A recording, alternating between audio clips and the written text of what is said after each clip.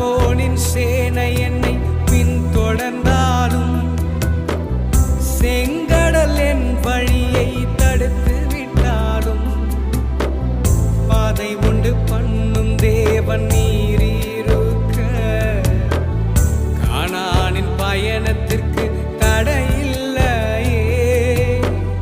புல்லுள்ள இடங்களில் மேய்த்திடுவீரே, நன்மையும் கிருபையும் தொடர செய்வீர்.